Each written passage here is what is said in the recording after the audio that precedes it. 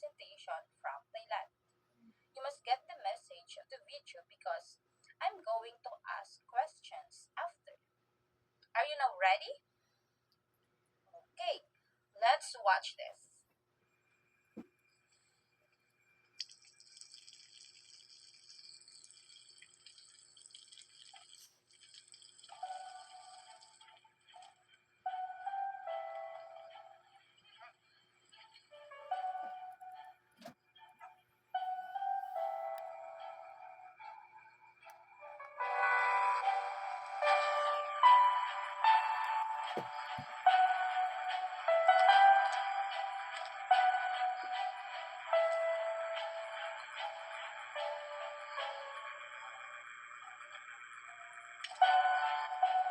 เขาจะได้อะไรถ้าเขาทำแบบนี้ทุกวัน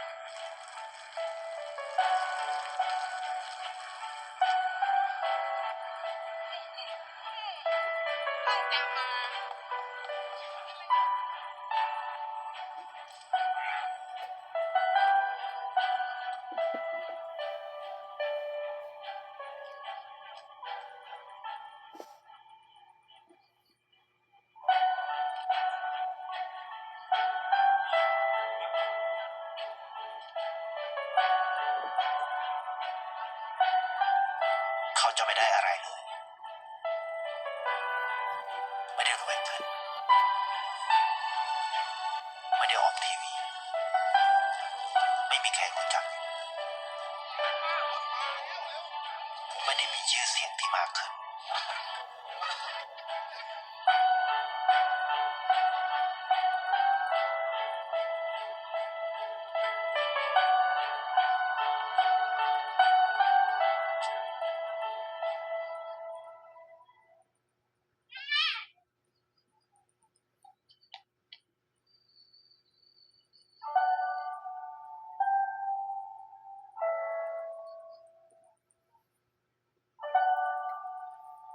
เพราะสิ่งที่เขาได้คือได้แค่ความรู้สึก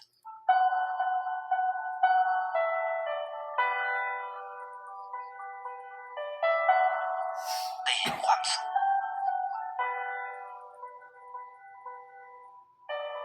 ได้เข้าใจ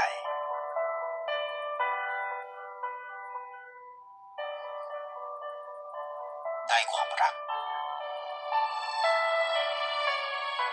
ได้ในสิ่งที่เงินซื้อไม่ได้ได้โลกที่สวยงามกว่าเดิม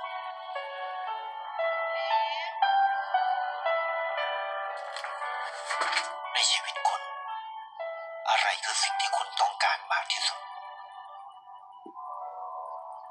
After watching the video presentation from Thailand, what is your insights about it?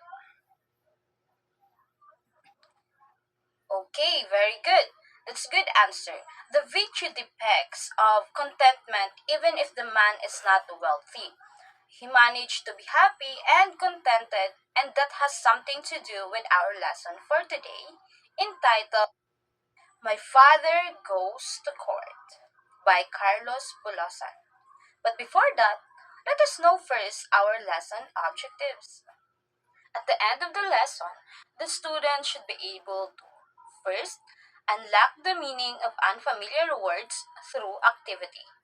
Next, listen to a short video presentations about the story My Father Goes to Court by Carlos Bulosan. Lastly, show the importance of an individual as a source of happiness to others. Are you now ready with our lesson? That's great. Let's start it. Let us now proceed with unlocking the meaning of unfamiliar words found in the story. We unlock the unfamiliar words through the activity entitled Scrambled Words. So for your directions, unscramble the jumbled letters in each number to reveal the word being defined. You only have 5 seconds to think what is the answer. Let's get started. Number 1. It is a statement that a situation is unsatisfactory or unacceptable. The answer is complete. Good job. Your answer is correct. Number two. It is a person who is responsible for a crime or other misdeed. The answer is culprit. Good job. Let's now move on to number three. It is a licensed professional who advises and represents others in legal matters. The answer is lawyer. Number four. It is a group of people who have been chosen to listen to all the facts in a trial in a law court and to decide if a person is guilty or not guilty, or if a claim has been proved. The answer is jury. Very good. Your answer is correct. Number five. It is a public official appointed to decide cases in a court of law. The answer is judge. You're correct. Good job, everyone. You did a great job in this activity. Before we dive in with the story, let us know first the man behind of this. Carlos Sampayan Bulosan, November 24, 1913, September 11, 1956. He was a Filipino novelist and poet who was born to his Ilocano parents in Binalonan, Pangasinan. He was an English language Filipino novelist and poet who immigrated to America. Bulosan wrote his short story My Father Goes to Court in 1943 and published in New York. So as we watch the short video or the short story, take notes the important parts of the story. So are you now ready? Very good. Let's now proceed with the story. Watch and listen carefully. Let's watch this. My father goes to court. Carlos Bulosan. When I was 4, my family lived in a small town of Bulosan. My father's farm had been destroyed by a flood in 1918. Our neighbor was a rich man whose children rarely left their house. They would watch us from their windows as we played, sang, and wrestled while they studied. The house was tall, and the rich man's servants were always cooking something good, filling the air with the delicious smell of frying bacon or roasting chicken. We often stood outside, taking in the aroma, while the rich man's children grew pale and thin from staying indoors. We grew healthier and happier, always in high spirits from playing in the sun. Our laughter often drew in neighbors who passed by, and they joined in, moves and games. Meanwhile, the rich man and his family began coughing frequently, though they clearly had plenty of food. One day, a policeman came to our house with a paper. The rich man had filed a complaint against me. Father took me with him to the town clerk, who explained that the rich man accused us of stealing the spirit of his wealth and food by inhaling the aroma from his kitchen. When the day came for court, Father wore his old army uniform, and we were the first to arrive. Father sat in the center of the courtroom, jumping up now and then, gesturing as if defending himself to an imaginary jury. My mother sat by the door, while we children sat on a bench along the wall. The rich man entered the courtroom looking old and weak, accompanied by a young lawyer. Spectators filled the seats, and soon the judge arrived. The rich man's lawyer pointed a finger at Father. Do you agree that while the complainant's servants cooked delicious meals, you and your family stood outside inhaling the heavenly aroma? I agree. Mother said. And do you also agree that while the complainant's family became sickly, you and your family grew stronger and more robust? I agree. Father answered. How do you explain that? Father scratched his head thoughtfully. I would like to see the children of complaint, Judge. The judge ordered the children to be brought in, and they entered shyly. They were thin and pale, and the spectators whispered in amazement. The children sat down, staring at the floor. Father addressed the rich man directly. Do you claim that we stole the spirit of your wealth and became a laughing family while yours became morose and sad? Yes. The rich man said. Then we are going to pay you right now. Father then took my straw hat, filled it with centavo pieces from his pockets, and asked my brothers and mother to add their coins.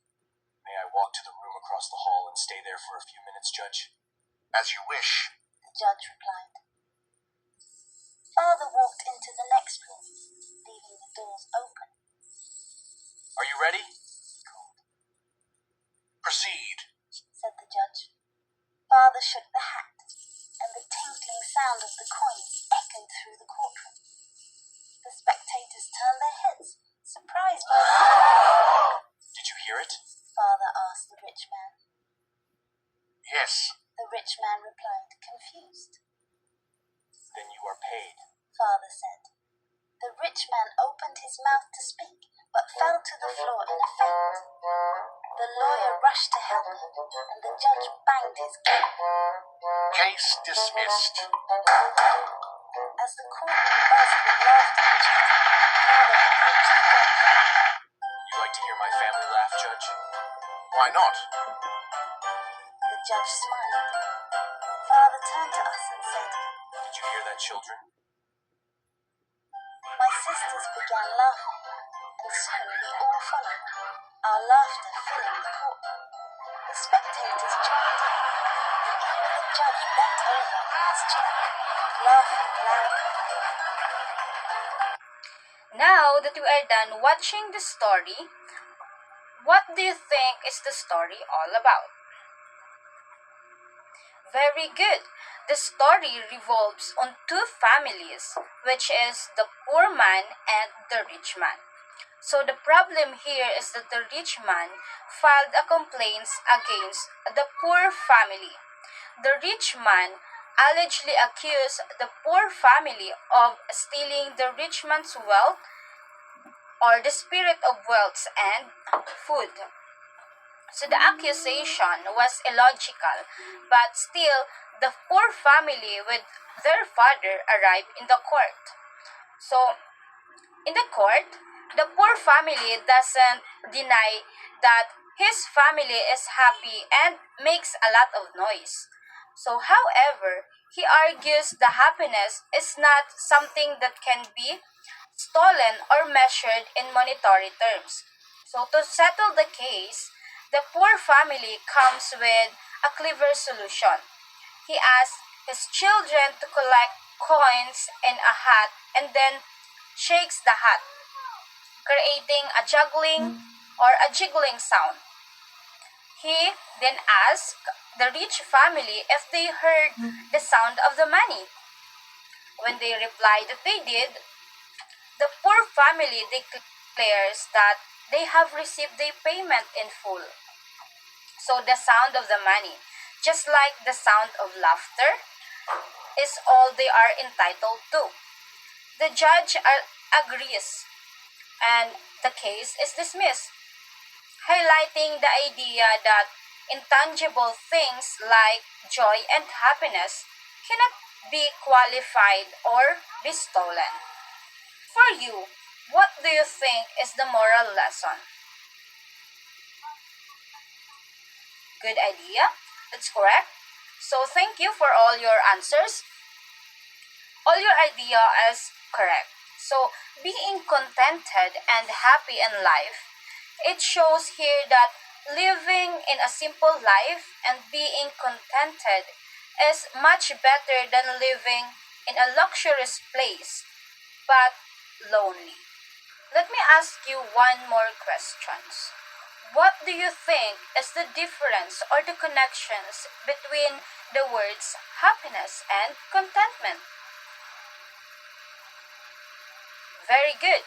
All your answers or ideas are correct because we have different opinions on how we are going to define the connections of happiness and contentment. So, in the story, we conclude that if you are contented on what we have or what you have in your life, you are happy. Just like with a poor family, although they don't have everything, still they are contented and they know what is the essence of being happy. Now that we are done with the story and also the moral lesson, let us now have a group activity, and I am going to divide the class into two groups. Each group will present how a particular person can make you happy. For the group 1, you will present a role play about happiness from friends, while the group 2 is about poem about happiness from family. For the criteria, relevance 10 points, presentations 15 points, creativity 5 points, and with a total of 30 points. Let us now evaluate your learnings. So for your directions, write true if the statement is true, otherwise write false.